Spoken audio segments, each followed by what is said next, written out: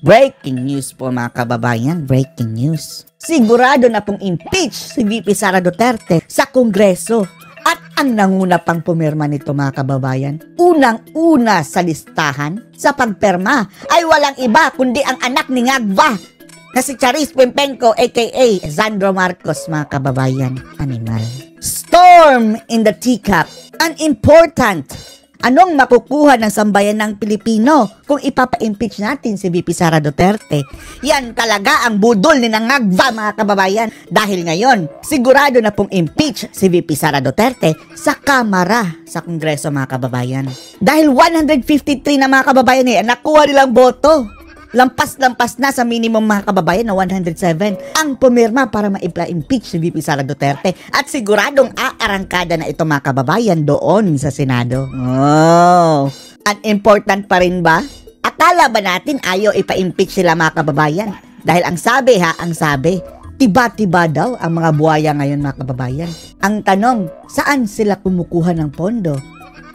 Kung hindi ito, binabakapan ng executive mga kababayan ni Ngagva. Oh, panoorin niyo po. Kinumpirma ng isang opisyal ng Kamara na nakakuha na sila ng sapat na bilang ng pirma. Impeach na si VP Sara Duterte mga kababayan sa Kamara. Formality na lang, announcement na lang ang kulang dahil 153 na ang sa nakapirma. mga mambabatas para ipa-impeach si Vice President Sara Duterte. Pero aakyat pa ito sa Senado mga kababayan ha. Kagaya noong panahon ni Erap, doon po sila maghihiring mga kababayan. At sana nga, matutuloy yung sabi ni PRRD na maging abogado siya ni Sara Duterte doon sa Senado. At live mula sa Kamara, nasa frontline ng balitang yan, si Marian Enriquez. Naku, Marian, mukhang hinabol talaga nila, no? Hinabol ang mga buhaya, mga kababayan. Last day, ha? Kongreso, ilan na ba ang nakapirma dyan sa impeachment complaint? Tama ka dyan, Ruth. 153 nga. Wow! Sino-sino ang mga animal na yan? 153. Uncounting pa daw, mga kababayan, ha? Uncounting. Magkano ang dahilan?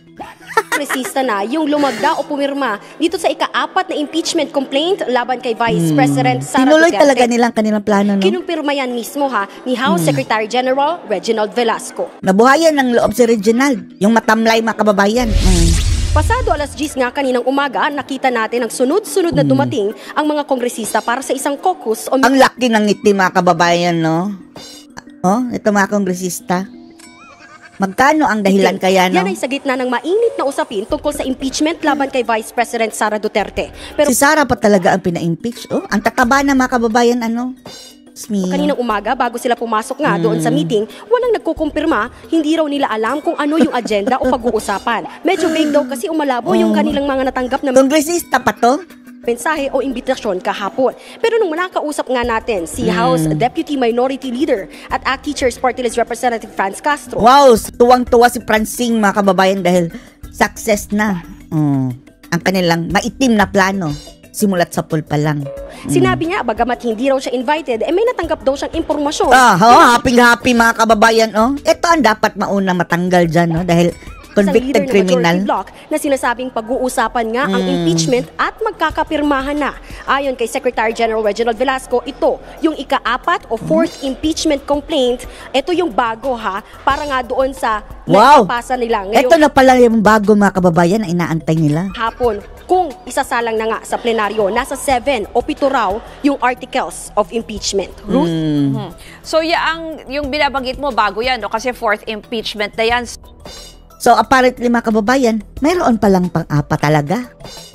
So ano ang mangyayari? Ito na yung ini-endorse ni Tambaluslos mga kababayan, yung majority daw. Dito sa 4th impeachment complaint na nakakuha na nga nung sapat na pirma. Tsaka yung sinabi mong 153, final na ba yan o baka madagdagan pa yan? Madagdagan pa yan!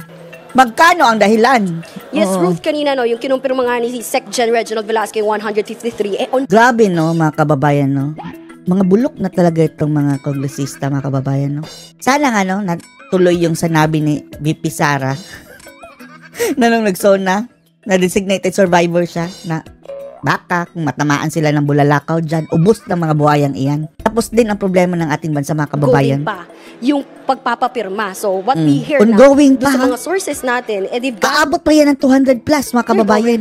205, no? Mahigit 200 na po na Wow! mga pirma yung nakuha nila o nakokolektang pirma nga para dito sa sinusulong na bago Ang saya nila mga kababayan, parang tinilitin ng hudas. ikaapat na impeachment complaint. At pinangungunahan nga 205. raw yan, no, ayon sa source natin, ang pinakaunang lumagda po dyan ay ang presidential son, o yung mismo po si Senior Deputy Majority Leader Sandro Marcos. Si Charis, mga kababayan, ang unang-unang pumirma para sa impeachment ni Sara. No, actually, nasa one-third, yung one-third na pirma na yan, nasa Jake 100, 200 Cyrus, animal ka po. Jutang Jinemes ka. 3 lang daw nga talaga yung kailangan. So, yung sinasabi ni Secgen, more than enough na talaga yung nakuha nilang pirma ng mga kongresista para So, paano na yan mga kababayan? Budol lang talaga yung sinabi ni BBM na huwag ipa-impeach si Sara dahil anak niya Jake Cyrus, mga kababayan, ang nanguna. Pinakaunang pumirma, mga kababayan, ng impeach si Sara. Charis! tulong nga itong impeachment complaint laban kay Vice President Sara Duterte. Magkakaalaman na lang mamaya dito sa sesyon alas 3 ng hapon, anong oras man yan, aabangan natin, tutuluyan na nga bang impeach si Vice President Sara Mga Duterte. jablong ito. Pero Marian, pakibigyan lang kami ng idea mamaya sa plenaryo. So parang paano isa sa formal yan at anong mangyayari? Dire-diretso Itatransmit, na. Sa Wala Senate, na. ganun ba? Sige, transmit nyo na Yes, sa Senate. tama ka dyan. Ruth, ita-transmit nga yan, oras na isa lang yan dito sa Kamara. Ang problema, mga kababayan, pati itong mga senador, baka ipapa-impeach siya rin si Sara. Kawawa si Sara, mga kababayan. Hindi na po siya makakatakbo ng kahit na anong posisyon, kahit pa'y konsihal, mga kababayan. Agad po yan ita-transmit sa Senado at na sila po Mawawala na yung tayo ng impeachment pag-asa. court. Magsilayasan na lang tayo sa Pilipinas pag ma-impeach siya si Sara. Dumako naman nga po tayo sa Senado kung saan binabagit nga natin kanina, itatransmit mula sa Kamara ang impeachment Numero 1 pa si Jake Cyrus, mga kababayan, Charis Pempenco, Sandro Marcos na pumirma. complaint laban kay Vice President Sara Duterte. Para sa iba pang detalye, makakausap natin sa linya ng telepono si Mean Los Baños. Mean, ano naman ang latest dyan? Ano ang latest dyan sa mga waiter? Sa'yo, nilinaw mismo ni Senate President Jesus Isa rin itong traidor, mga kababayan, nila. Wisik na tao na yan. Escudero na hindi naghahanda ang Senado sa kahit na anong impeachment trial. Sa isang pahayag, sinabi ni Escudero na hindi raw sila mag-a-assume ng kahit ano hanggang wala pang galaw sa impeachment case. Sana ngayon, mga kababayan, bago mag-eleksyon, dahil kapag sa next set of na mga kababayan officers ng Senate, maraming mga senatoriables ang pabor kay Ngagva. Ang mukha makakapasok, mga kababayan. Wala raw basbas niya at hindi rin daw tama ang naging pahayag ng isang staff ng Senado tungkol dito. Kaninang umaga kasi kanina tanghali, sinulong ng Senate Public Relations and Information Bureau ang mga reporters dito sa Senado. Hala, no? Kawawa ang Pilipinas, mga kababayan. Ganito na lang ba tayo? Kung sino pa yung matino, mga kababayan, yan pa ang pinagkaisahan ng mga buhaya. Para sa maayos na coverage. Ay, naku, Sakaling ipadala na Diablo. sa kanilang impeachment complaint laban kay Vice President Sara Duterte. Huling araw na ngayon ang sesyon bago mag-break ang Senado para sa campaign period. Kaya kung iaakit sa Senado ang reklamo, ngayong araw ito maaring gawin. Kung sakali, mismong ang Secretary General ng Kamara ang magdadala ng kopya ng reklamo at tatanggapin ito. So apparently, mga kababayan, hindi na yan mahahabol Pero mayroon pa sila, mga kababayan, after election. Yan nga, tama nga sinabi ni Bato na before June 30, mayroon pang sesyon dyan sa Senado. Baka doon nila ihahabol, mga kababayan. Yung counterpart na si Senate Secretary Bantog. Dati nang sinabi ng ilang senador na kahit naka-adjourn ang sesyon ng Kongreso, magko-convene ang impeachment court at magsasagawa ng impeachment trial ng Senado para talakayin ang articles of impeachment laban kay VP Duterte sakaling iakyat nga yan sa Senado. Pero yung kaninang nangyari, di ba sinabi mo nga, kasi nagpatawag ng meeting yung isang bureau dyan, nakita ko nga parang may Grabe. oras pa, sabi 7 o'clock Bad. ata itatransmit So dyan. bad. So, ano nang expected nyo kayo dyan sa media? So, babantayan nyo na lang itong session mamaya dyan. Basically, bumaba sila dito sa may second floor para ayusin or para i-meet kami para sa isang maayos na coverage kung sakaling ang iakyat. Kasi alam naman natin, Luz, sa isa-isang malaking Pero sa setup ng Senado ngayon, mga kababayan, mukhang paborable kay Sara Kung hindi babaliktad, mga kababayan. Alam naman natin, dyan sa Kongreso pa lang, ang daming mga sip-sip kay dating Pangulong Duterte noon Mga pro-Duterte ko mga kababayan. Pero anong nangyari ngayon? 205 na daw iyon? ang pumirma ng impeachment? Coverage, isang malaking storyang yan. Siyempre, ine-expect na napakaraming cameramen, crew reporters. So, ang gusto nila, maging maayos pa rin yung daloy. No? Kasi, ibibigay yung mismong impeachment complaint kung sakasakali doon sa opisina ni Secretary Bantog sa 6th floor, which is maliit. So, kung magsama-sama yung mga crew at reporters, ay talagang masikip.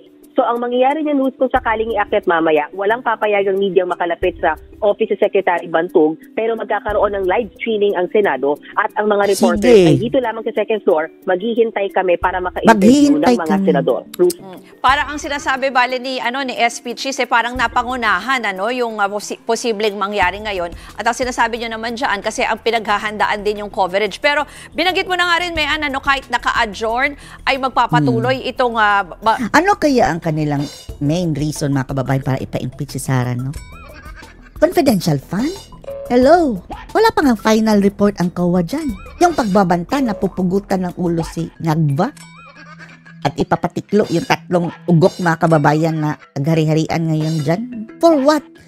At kung mai-impeach man si Sara, mga kababayan, hindi pa nagtatapos dyan. Patong-patong na kaso pa, mga kababayan, ang isasampa nila. Kawawa si Sara. Ipapahuli, ipapakulong nila si Sara Duterte, mga kababayan. Hanggang 2028 na siguro. Para hindi makatakbo. Tingnan nyo. Kapag mangyayari yan, mga kababayan, kawawa ang bansang ito. Ay naku, wala na pong pag-asa. Wala na pong pag-asa kapag mai-impeach talaga si Sara. Ano masasabi nyo dito, mga kababayan? Sa mga kababuyan na naman ng mga buhayang demonyong iyan? Post your comments below.